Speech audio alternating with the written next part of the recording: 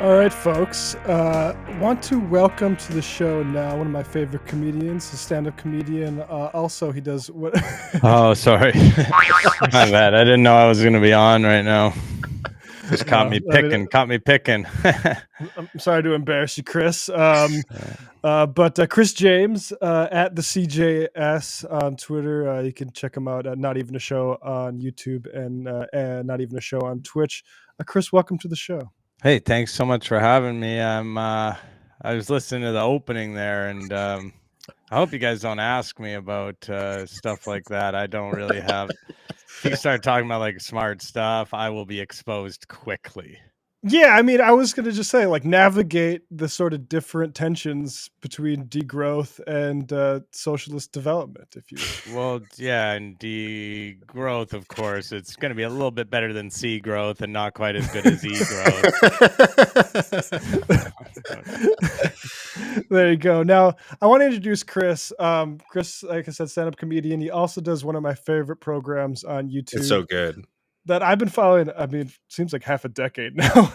Not Even a Show, where he pranks, I mean, all sorts of guys. I mean, in the early years, it was Curt Schilling, the former Red Sox pitcher, and that a was whole the bunch first of guy. other guys. Yeah, that was how I started the channel, was pranking Curt Schilling. He had a Breitbart show at the time, but yeah, he fucking failed at that as well. Yeah, I don't know if that cost Breitbart as much money as his video game studio cost the state of, was it New Hampshire? Yeah, it might have been. It was Rhode Island. It was Rhode Rhode Island. Island, I believe, where he used taxpayer money to fund his video game company that imploded and cost the state like tens of millions of dollars. That's insane. I didn't know about that. Yeah, he's a real proper fucking loser.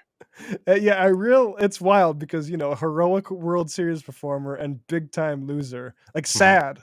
You know, for folks who haven't seen Not Even a Show, you should go over and subscribe to it. But I'm constantly amazed by your ability to sort of weave into the sort of weekly headlines with.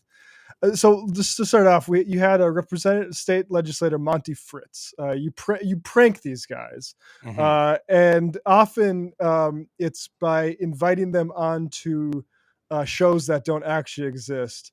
One of my favorites was the Calm Corner, where it's supposed to be a very relaxed vibe, like it's nap time, and you invite politicians on to sort of be real gentle. Yeah, sort of like, I like the idea of, you know, when you're insulting people, but you're doing it like, well, the thing is, guys, and you're doing it in a real sort of sweet. And the thing I would always say, because I would always say something and they would want to like, hey, can I go back and talk about what you just mentioned, like defend myself? And I would always say, on the canal, we're always just moving forward. We're just, you know, it's always moving forward. We don't move backwards. So unfortunately we can't. Now my new favorite is the meanest interview. And you invited Monty Fritz. Monty Fritz was one of these Tennessee guys who voted to expel the lawmakers for standing with gun control supporters. Ultimately, those folks were reinstated with more publicity. Is it what is that a fire truck? There's New York for Matt. Damn. Yeah, because I'm on fire. But yeah, here's Monty Fritz. You invited him on to the meanest show. We caught up with another one of the Tennessee state reps. Oh, and I'll just say, sorry. we'll I use voice AI for my host. So I have like Huckabee or Tucker Carlson, and that's all voice AI that I'm using to recreate their voice. And it is fucking terrifying how good it is. I do want to spend a good amount of that, because this season has been like I guess you did a little bit of like deep fakery stuff before, but this has been a real voice AI season. Here is, like I said, Tucker introducing this clip. We caught up with another one of the Tennessee state reps who voted to expel two Democratic colleagues and hit him with one of the cruelest concepts for an interview that we've ever had. This is also a mistake. I just want to, if you could, sorry, you don't even have to feel. It's wrong. Like, I have the wrong. That's the one time I made a mistake, and I have the wrong description up there. So I do appreciate you highlighting the largest mistake that I made in the entire season. You know, I actually noticed that and made a note to not record that, and then forgot it. But yeah, so that should say this is a Monty Fritz. Yeah. Stain deserves every bit of it. Just full disclosure, there's a chance that we might have to bump you on the interview where there's a potential for a pretty big name guest, conservative comedian Daryl Kraft, and so there's a chance we'll have to cut it in the middle, and I apologize if that's the case, but let's get started anyways. Hello, everyone. Welcome back. I'm your host, of course, Trey Dunup. We are joined today we're joined by Monty Fritz. He is a representative, a Texas state representative, or Tennessee state representative, and one of the Republicans who recently voted to expel 2 Democrats from the Tennessee State House. Both those guys are back, though, right? They are, and just to about that. Hang on. Do we got him? No, did he email back though? Keep that line of communication open. If we can get him in, we'll get him in. All right. What was the shit? What was the shit you were saying? Just to be correct, I voted to expel all 3 of those. Oh, you did, and you voted to expel all of them. The white one too. Congratulations. I voted to expel all 3, and none of them are expelled. None of them are expelled, just to be clear. So your votes amounted to basically next to nothing at that. That is not correct. I would disagree completely with that. 2 of the members were expelled. Oh, hang on one second. We'll let that one stop that one there. But that is, I love just the amount of disrespect. Mm-hmm. Calling it Texas initially. Yeah, I do like to just show a basic lack of caring about anything to do with their name or what it is that they do. Yeah, that one is really mean, and obviously those guys are horrible people, but it can be a little bit difficult in the moment when you're just being so incredibly cruel to somebody, like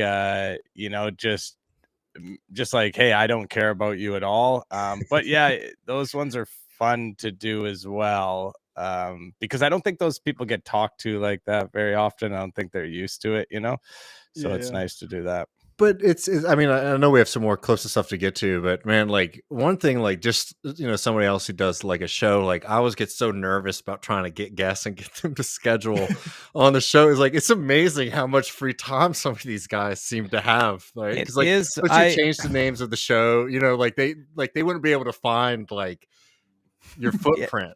I mean, they kind of would, to be honest. Like if they had I do a little bit to protect it, but I'm emailing them, to be clear, from like, I have a fake site and everything. So I have a fake site that looks like it's a network, and it's paywalled. So the idea is you click on it and you have to have a membership to see the content, but it has screenshots from other guests, like big guests we've had, like Roger Stone or Paul Manafort and stuff.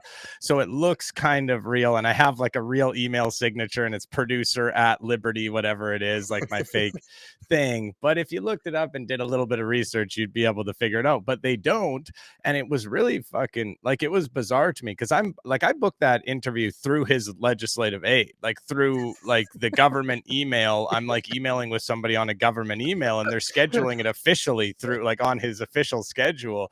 And I always thought, like, I don't know, maybe that you should have someone working for you who's like, will at least like Google it once or something, and like look into it a bit.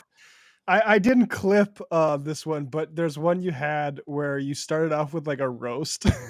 Yeah, that was Randy Fine. That was Randy Fine, who's the most horrible. You want to talk about these people who are like championing these anti-trans legislation? Like that guy in Florida he's at the forefront of all of that. You look that guy up, he is as big of a fucking scumbag as there is, Randy Fine. So yeah, I did a whole roast where it was like, the idea was before the interview we do a little roast just to prove that comedy's not dead and we can deal with that kind of thing. And his legislative aide called me back afterwards to be like, what happened? And I was like, I don't know. He hung up. I have no idea. And he's like, well, what was the line of questioning? And I was like, we didn't even get to the questions. It was just the roast portion of the interview. And she's like, well, that was the issue. I didn't know there was going to be a roast portion.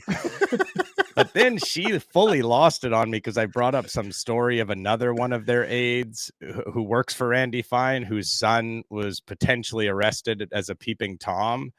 And when I brought that up, she fucking lost. Fuck you, you fucking, like, she started just fucking screaming at me on the phone, like in her office, like in whatever Capitol building she works in or whatever.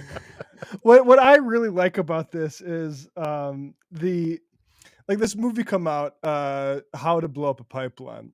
I saw it. Fantastic, by the way. I enjoyed it a lot. Yeah, and I haven't seen it. We have the author on Majority Report, and like I am genuinely sympathetic to the ideation going on here. I would recommend Nelson Mandela on terrorism on chapter 45 of Long Walk to Freedom for some downsides that could happen from that, but nonetheless, what you do is, I think, kind of like the one true, like, undeniable thing that book, and I guess probably the movie elaborate, is there's a resources limit that these people have, and I think you act in a similar way because you are using their time up, and that is a huge, like, I think that's genuinely useful and doing something materially important. I mean, I appreciate it. It's very nice to say. I think it's probably, like, to a lesser degree of blowing a pipeline off and disturbing the flow of oil, but I do appreciate it. I don't really, of course, I know people have mentioned it. I remember when, like Tim Heidecker shared a clip. That was the thing that he keyed in on, was like wasting Roger Stone's time, and I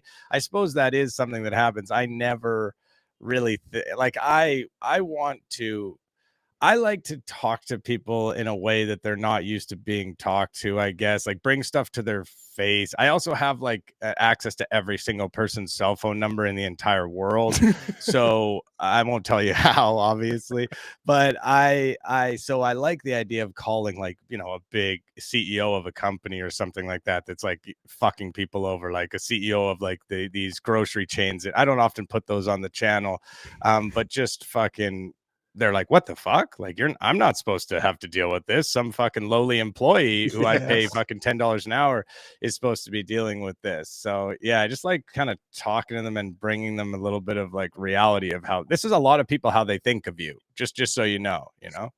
Yeah, and in some of their worst weeks of their life, like the Cuomo stuff, Andrew Cuomo, or was it Chris? I can never. It was Chris Cuomo. Chris Cuomo, right. When he got fired, I called him on his cell phone, and for some reason, Chris Cuomo always answers his cell phone, no matter what. Doesn't matter. He's like one of the only guys. It's like, it doesn't matter what number it is, what time of day, he will fucking answer. And I remember he was like, he was like, said something in the news where he was like, I was going to kill everybody and kill myself when this was happening. And I was like, holy shit, like, he's definitely talking about me. Like, I was one of the guys he wanted to kill for sure. And Bethany Mandel, the week that she was having all the stuff about she couldn't define wokeness on Brie George's show.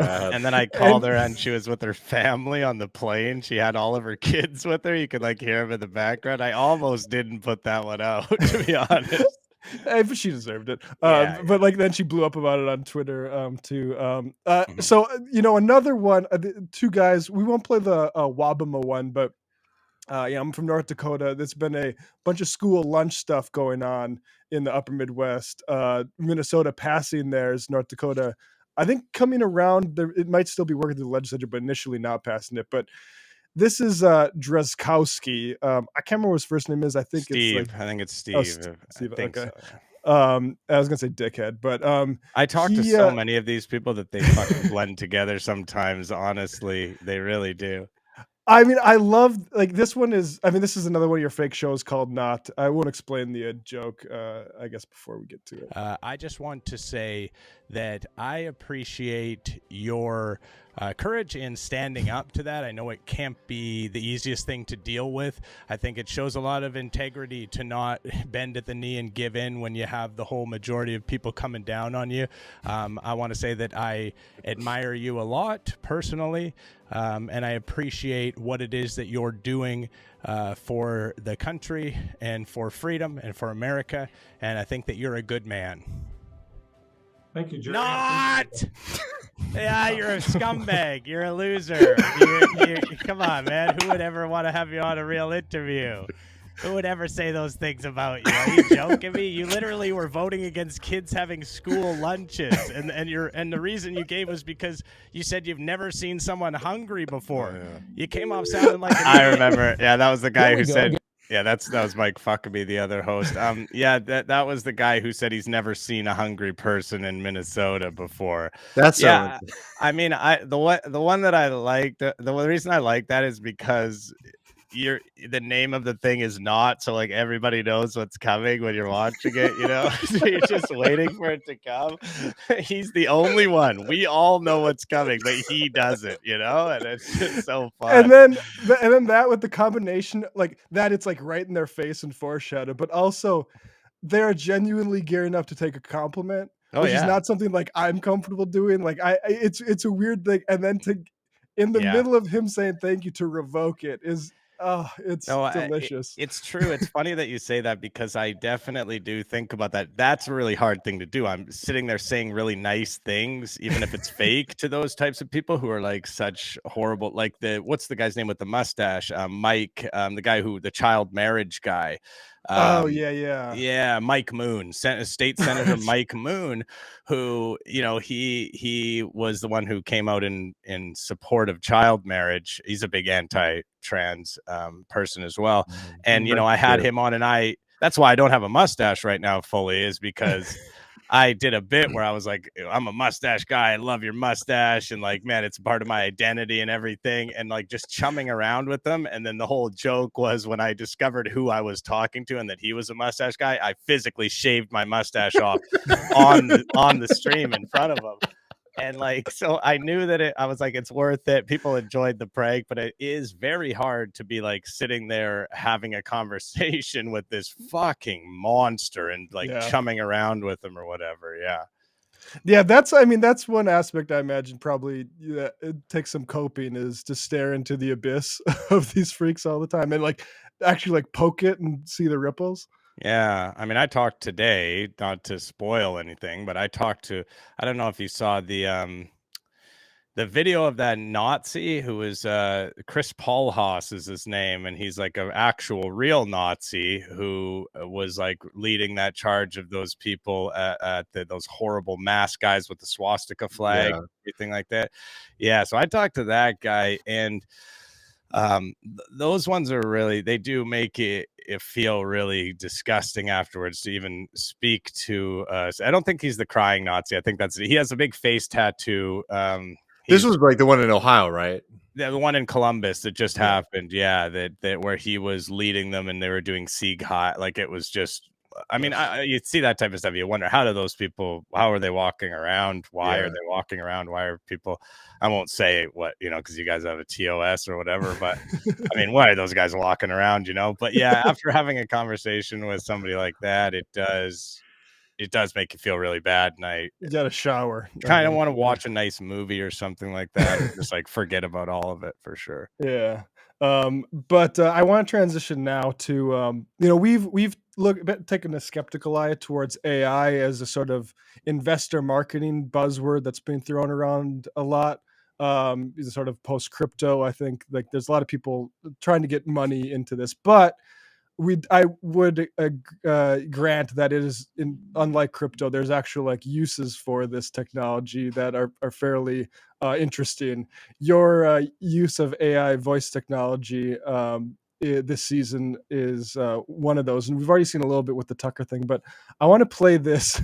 Gorka is my favorite of He's yours. the best. And yeah, he's a character, man. He really is obviously like he's like a villain. I mean, I've said before many times he's DM me all these like incredibly threatening things, and he'll like block you, then he'll like unblock you to send you another message, then he'll block you again. Like he's really like a little child when it comes to that stuff.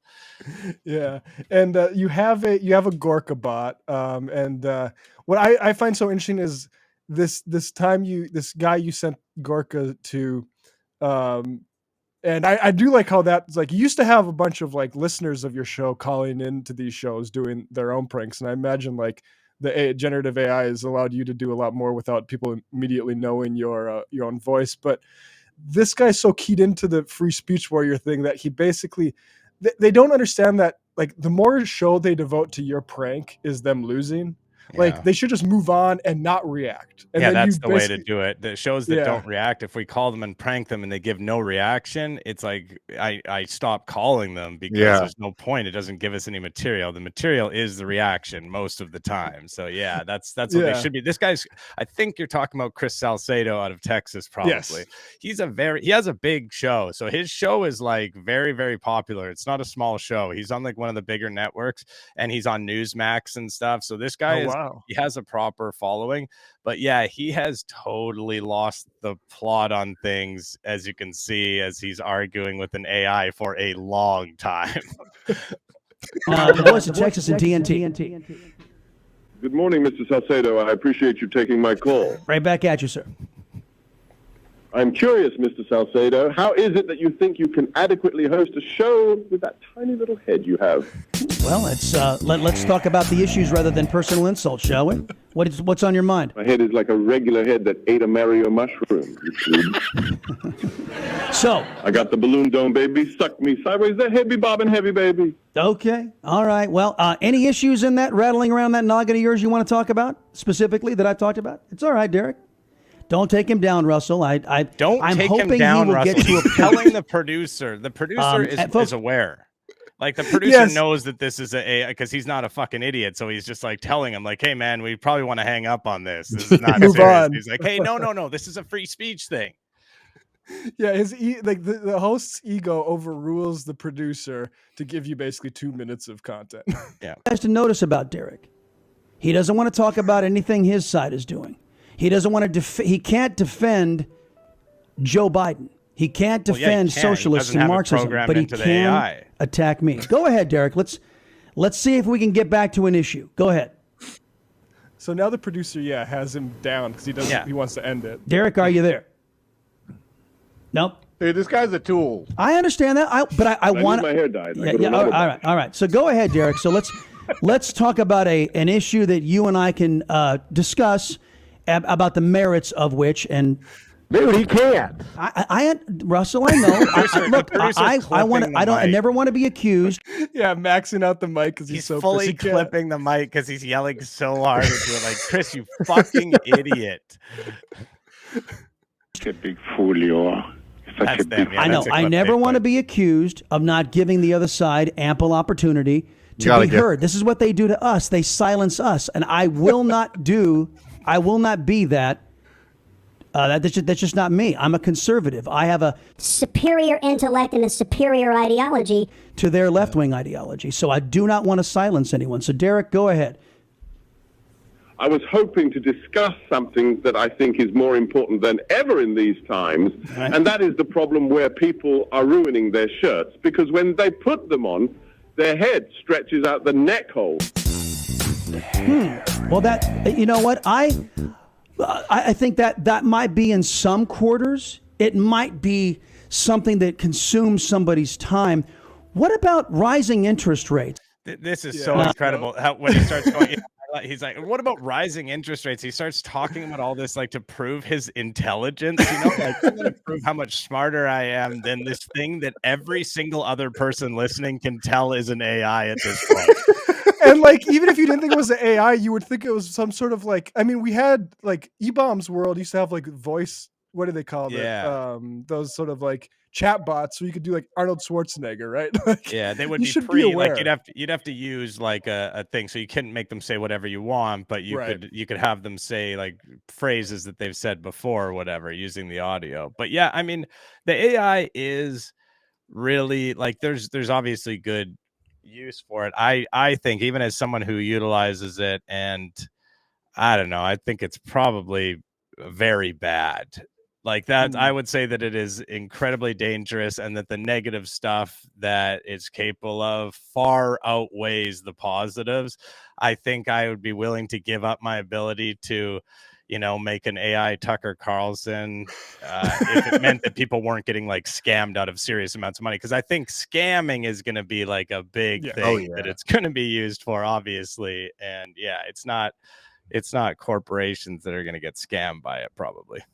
Yeah, no, I think that's exactly right. So like, I mean, like, I know this is a broad question, but like, I'm just not familiar with it at all. Like, the right-wing YouTube world is very strange, isn't it? Like they're just like these like 50-year-old dudes like losing their minds and has it migrated to Rumble, Chris? Rumble. There's a lot of them are on Rumble, so a lot of them won't use YouTube anymore because of but a lot of them are on multiple things. I'll be honest with you. Now, I know you guys are also on it, but Twitch is actually fucking completely unregulated when it comes to that shit. Like shit that'll not be allowed on any of the other platforms will still be on Twitch doing their thing. But yeah, D Live, there's all kinds of them. But yeah, there is definitely this. Oh yeah, Parlor.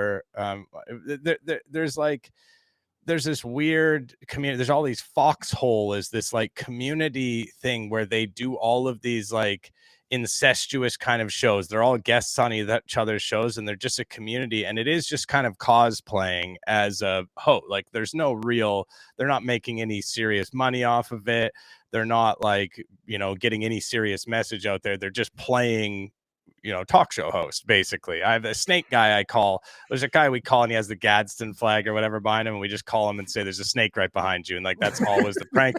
And it drove him completely crazy. I actually ended up tricking him into coming on a show. You know, I emailed him and got him on a show where my name was Bo A Constrictor, and I was like, and it was like, it was really sad because he was so excited about it, like just so incredibly excited about it.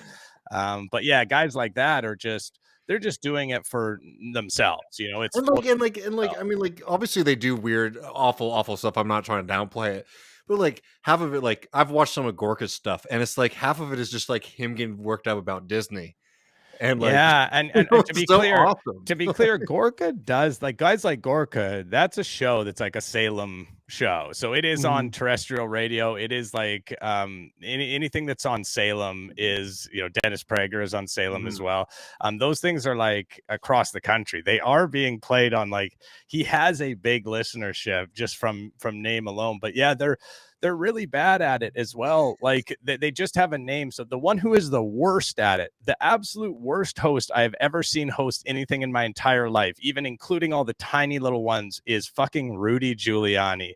Rudy Giuliani is name alone. He does not know how to broadcast. He will constantly, like, his phone will start ringing in the middle of the show. He has the worst technical issues ever. He's I think probably drunk a lot of the time that he's hosting it.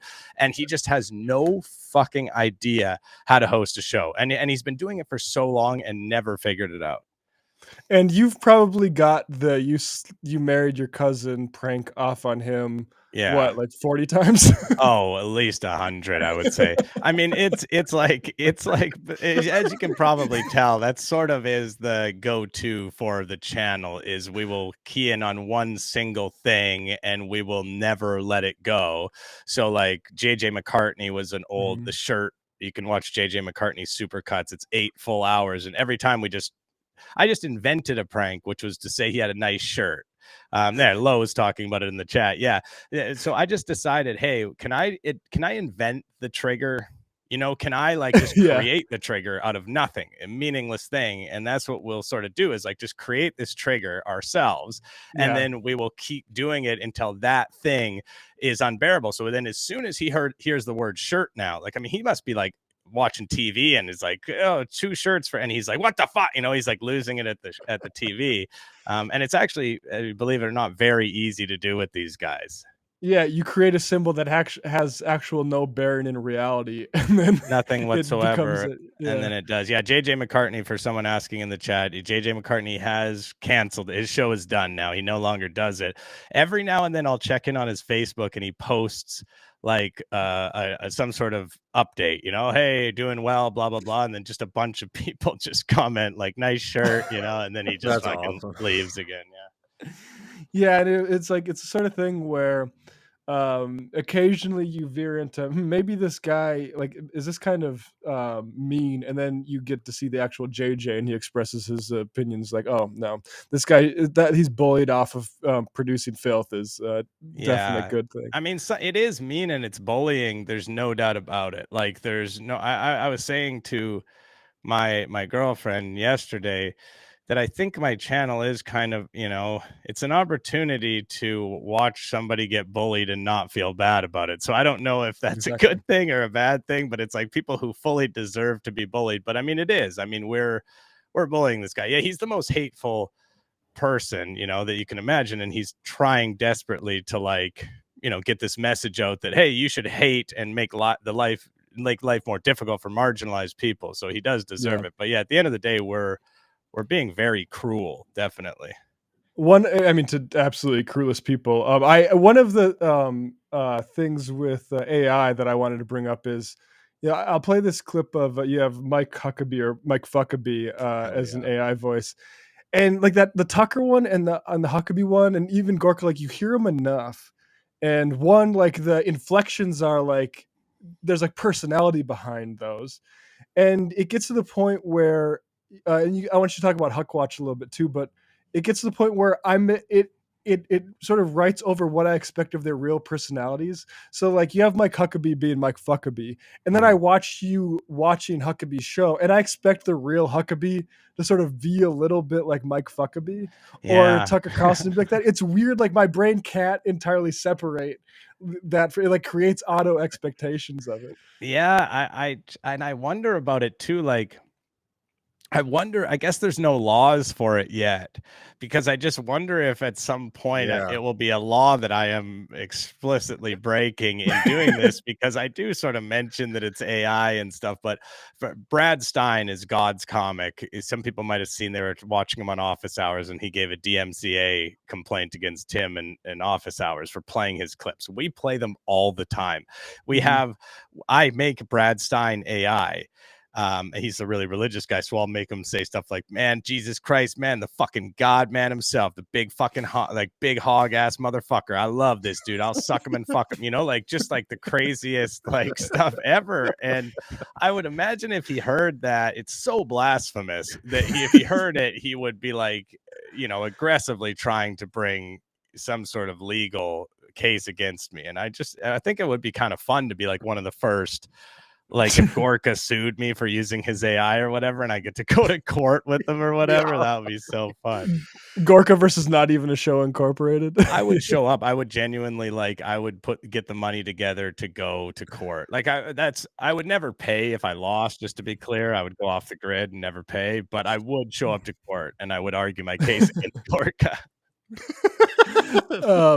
I want to play this. You had Mike Fuckabee call into a show here, and I just love this use of this technology.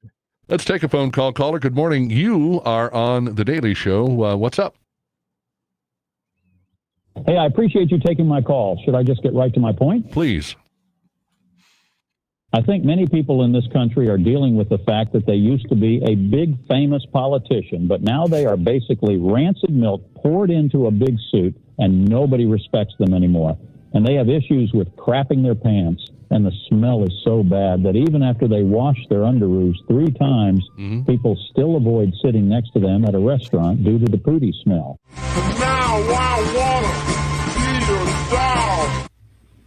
Well, thank you for that. That was very informative. Okay, full disclosure, I used to have a job in government, and I have a family member that is currently in government. I'm curious if you have any advice to give someone if their giant son once tortured and killed a dog, and then the person has to walk around and even be on TV sometimes with everyone knowing how their son is a dog killer. That's true, by the way, for anyone who doesn't know. I don't know if you know that. That I can't. Yeah, that's a true fact about Huckabee, is that his one of his giant sons tortured and killed a dog, and we do like to bring that up as well. Yeah, no, you get really good mileage out of some of the opposition research that a lot of these guys really don't have to deal with if they're running for office. But yeah, I'm a big fan of over at Not Even a Show Twitch. You guys do the Huck Watch. Just to tell folks what that is. Well, that was originally on the Go Off Kings, so that's something I do with Rob Wisman, who was on the Go Off Kings before. And it's basically, we watch. Huckabee has a late night show that he does, like a proper late night. Like he does like a monologue. He has like a segment where he reads the news, like a weekend update, and then he has comedians on and different people like that. So we'll watch clips from that. Yeah, not even a show on Twitch is my Twitch. And yeah, we'll watch clips of that as well as Brad Stein and different people we've met from the Huckabee show, mostly Christian comedians, as you can imagine. It's very, very Christian. It's on a Christian network of some kind. But yeah, we basically watch and laugh at that stuff, at how, you know, incredibly unfunny it is. And we've met a lot of really sort of fun characters through that. There was a comedian you had on. He wasn't a comedian. He was like the representative of the conservative comedy. No, he was a comedian. I can understand why you sort of thought he wasn't, due to the fact he wasn't getting any laughs and the stuff he was saying wasn't funny. But no, he was technically a comedian and also the thing you're talking about. But yeah, I guess he misspoke. Like what he meant to say, David, was I like children. What was it? Like, it was something I like. He says I like hurt kids. Yeah. So he was saying I like kids who are hurting. Like, I tend to like kids who are hurting. I like hurting kids. What he actually said though was I like hurting kids. And then he continued on, and like everything he said after that sounded like it was just worse and worse because he had misspoke in that moment. I forget what that guy's name is, really dark figure, but yeah, it's a lot of fun. We use the AI a lot over there, the Brad Stein and the Mike Huckabee AI. And it's the one opportunity that you have to see Rob nowadays, because Rob is one of the funniest dudes ever, one of the funniest guys on Twitter. If you guys, he did Uber driver sucked me off, was a famous tweet of his. But yeah, he stopped going on Twitter or anything like that. So it's your only opportunity to see old Rob. Yeah, no, it's been good to see Rob back and Huck watch. I know Go Off Kings had to make room for like weird guys jerking off on TikTok, but that's right, which is important. But no, I mean, like Mike Huckabee is like, I love the Huck Watch stuff so much because like, so I'm from Austin, but I went to high school in South Carolina, and I waited tables on Mike Huckabee because I worked at this big ass seafood buffet in South Carolina, and they were crazy Christian conservatives. So he would come and do these huge fundraisers, and like, you know, I wish I had some prank or something I did to him. I just, you know, sucked it up and talked to him. Yeah, weird ass motherfucker. Oh, I can only imagine. I can only imagine. He's not a short guy, but he's one of those guys who like he can't stand up straight. So yeah, he hunches and he like looks way smaller than he. Terrible posture. Yeah, he always looks bad, definitely. And he does. You see on his show, because he's doing just sort of his witty banter with his like Keith and like Trey, his band leader, and you can just tell that's him interacting. You know, that's him off the cuff, and you're like, this is really fucking weird and off-putting, and like I would just hate being around this guy for sure. See, but like, yeah, but this is like where like again, like Mike Huckabee's an awful guy, but like this is where I can't help but like respect the dude, because this guy has so much power and influence that he's basically like, we're going to do like the worst late night show you've ever seen in your life. Yeah. And we're going to keep on doing it because for a long time. Yeah, they have been doing it for so many years, and they do it in like this big, beautiful studio. It's called Mike and Jesse from YKS, friends of mine. Jesse also from Go Off Kings. They went to a taping before, because when we used to do Huck Watch, they live very close to where they do the taping, so they went in the audience. There's video of them in the audience that we picked out. But it's like this beautiful, I forgot what it's called, like I want to say maybe even like the Grand Ole Opry, like some shit like that. Like it's like some like beautiful old famous, I think it used to be, what's the musician that they used to always reference on Family Guy? You know, they like, ladies and gentlemen, Conway Twitty. Yeah, Conway Twitty. Yeah. It was Twitty City is what it actually is. Lord, it's like this whole thing based around Conrad Twitty, and I think it's in the same place as that, but it's like just this wonder. You see it, it's just fucking beautiful. You're like, how are they making this shit in this like wonderful studio with all of this fucking equipment? It clearly costs a lot of money to make, and it's just nothing. It is literally nothing. Like, yeah. Who do you think writes it? Because like that's the thing to me. It's like, oh, this is inspiring because like I can put on a show if these guys are trotting out with that. Well, it's just church money, though. Honestly, do you know what I mean? It's just like the church just has so much money, so they're not really concerned with the quality of it. He has a name, and so I guess people tune into it based on the fact that it is Huckabee. But yeah, I don't. No, the writing to me, from what I can tell, it just seems like they're not writing original jokes. They're going on like funny news stories or whatever, and then they're just picking them out. Occasionally, they're just kind of saying like, "Well, look at this, hey, what do you think of this?" And it's like you're supposed to make a joke about it. You can't just show a video that's like a viral video. But then the other ones are just like your most basic sort of uncle street joke type things. Like he does a lot of puns. And then he tries to like act like he's like, didn't she's like, oh, that one was really bad, and he like tries to be like self-aware, but it's like that only works when you have funny jokes as well. Yeah, it can't just all be bad. I'm sorry, it's just like Southern Baptist. It's just like not a good religion to do stand-up comedy. Like like Baptists can be funny interpersonally, but it does not create good stand-up hosts. People should check out. You did a Huck Watch last night. That you had two guys on there that I think maybe had the most combined the unfunniest, especially pound for pound. Pound for pound, the worst set of comedy I've ever seen in my life. Yeah, they got 0 laughs. They were doing warm up for the show, and they were like this dual, like religious act. Like one was a youth pastor, one was a senior pastor, and they were doing like the fake sort of like, "Well, I'll be damned. What did you just say?" Like I don't believe what I just heard. Like no, and it is fucking painful because at least normally people are laughing at it, and they're just not. They're not hitting, even with this audience. They're not hitting. It's so bad because it's like like you said, nobody in like a charitable audience. Because like I went to church every Sunday growing up. The preacher can say any dumb shit and people will laugh at it. It's like the easiest like and to be a comedian in that context, people are gonna be. That's what I'm saying. And they're religious, too. Like these people are like Pat. They're like, we're in your community. Exactly. We're talking about the stuff that you are interested in, and yet we're somehow so disconnected, even from the only people on earth that should be connected to our comedy. Yeah, it was catastrophically and impressively bad, I would say. Because it made me think of like, oh, they had to rehearse this, and they thought like, oh, this hits actually. Yeah, they rehearsed it. That's the thing too. They like it's not like stand-up comedy. I do. You mentioned all the time. I used to do stand-up comedy as my job for a living, and you can kind of like you go over it a little bit, but you're not like rehearsing your material. You're like thinking of it and then going on stage and saying it. But these guys had a whole like okay, you got to cut me off at this moment when I say this. You got to jump in. So they put like time and effort. And they laid a complete egg. Like you think I'm exaggerating? They actually got 0 laughs in their entire 6-minute set. 0. Yeah, no, it's like the difference between like a perfect game and like a shutout. Yeah, like they got a perfect game. Perfect game. Yeah, there was like honestly, you could have had a baby sleeping in there, and it would have been totally fine. No chance the baby's getting woken up. Chris James at the CJS on Twitter. Plug your stuff, Chris.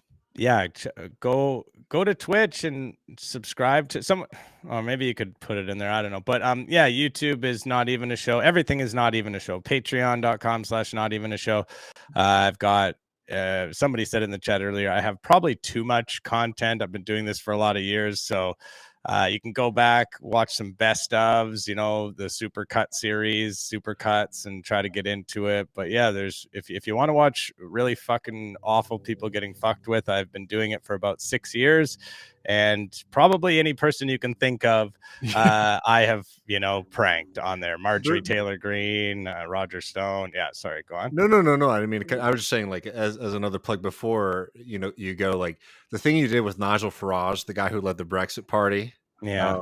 Where you said you came around on Brexit, and then he's well, like, that wasn't that. To be clear, that was a British prankster doing my prank. But yes, so that's a prank. That's a prank. I thought you did a really good British accent. Then, I wish I could. Take that away. Oh, bruv. I wish I could, bruv. No, that was I did that prank originally on Dennis Prager, and but somebody else did it. someone who was a fan and a prankster for the channel in the UK called Nigel Farage and said, yeah, I came around on your opinion and something changed in my life. And, oh, what was it? And it was, I got kicked in the head by a horse. That's the whole thing.